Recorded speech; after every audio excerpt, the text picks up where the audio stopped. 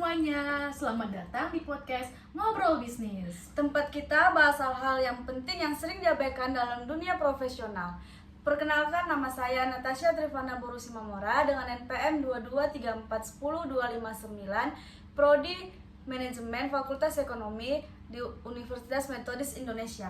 Di samping saya ada partner saya bernama Kak Pasca. Halo. Nah, di episode kali ini kita bakal bahas salah satu fondasi utama dalam dunia kerja dan usaha, yaitu komunikasi bisnis. Yuk kita bahas bareng mulai dari pengertiannya sampai contoh nyatanya. Oke Natasha, kita mulai dari dasarnya dulu ya. Aku mau nanya nih, sebenarnya apa sih yang dimaksud dengan komunikasi bisnis?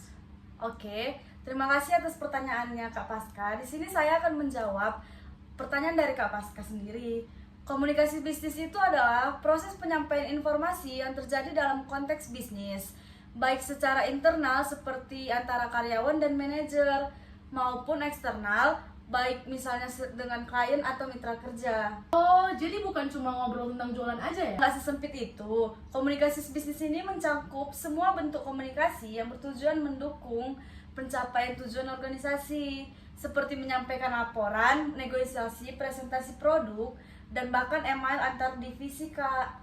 Nah, aku mau nanya nih tentang kenapa komunikasi bisnis itu dianggap penting. Menurut saya sendiri, karena komunikasi yang efektif itu bisa meningkatkan produktivitas, mencegah kesalahpahaman, dan memperkuat hubungan profesional. Bayangin deh, kalau sebuah tim proyek nggak ngerti apa yang dimaksud atas mereka, bisa kacau semua kan? Iya sih, dan sebaliknya kalau komunikasi lancar, koordinasi tim juga jadi lebih aman kan? Iya, makanya itu Kak Pasca, komunikasi bisnis itu sangat penting di dunia profesional, di dunia pekerjaan maupun di dunia manapun itu berada. Nah, coba kasih contoh deh. Misalnya dalam kehidupan kerja sehari-hari, komunikasi bisnis itu kayak gimana sih? Contohnya itu saat kakak mengirim email mingguan ke atasan, itu bentuk komunikasi bisnis tertulis. Atau pas kamu meeting bareng tim marketing buat bahas strategi kampanye, itu termasuk dalam komunikasi lisan. Komunikasi bisnis tertulis itu dia melakukannya secara tertulis nih Kak. Jadi dia langsung tidak melalui mulut ke mulut, tetapi dia melalui ada perantara dari alat tulis, dari kertas, email gitu dan lain-lainnya. Sedangkan kalau komunikasi bisnis yang lisan itu dia langsung ngomong secara langsung seperti kita ini sekarang juga, ini termasuk salah satu komunikasi lisan. Itu sih yang saya tahu. Nah, kalau komunikasi dengan klien, misalnya pas follow up soal invoice gimana? Kalau tentang itu termasuk komunikasi eksternal. Karena saat kakak bikin presentasi penawaran ke calon investor, itu juga bagian dari komunikasi bisnis. Dan semuanya butuh keterampilan, bukan cuma isi pesan, tapi juga cara menyampaikannya bagaimana. Tapi ngomongin komunikasi, pasti ada tantangannya. Apa saja sih hambatan dalam komunikasi bisnis tersebut?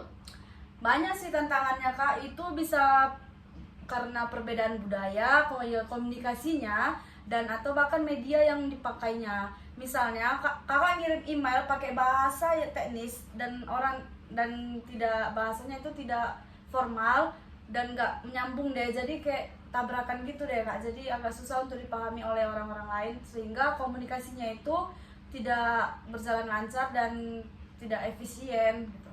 Oh, sering kejadian tuh kayak gitu, apalagi kalau lagi kerja remote atau lagi WFA dan cuma komunikasinya tuh via chat.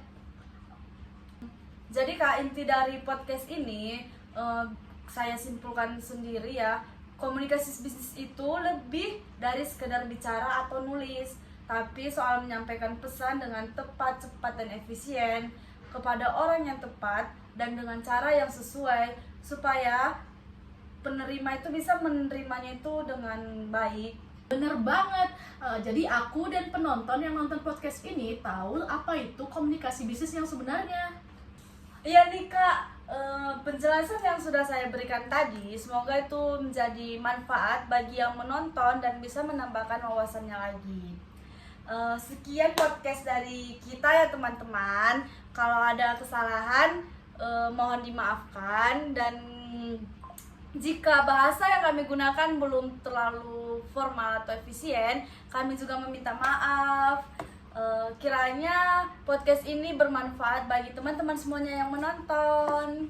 Terima kasih, bye-bye.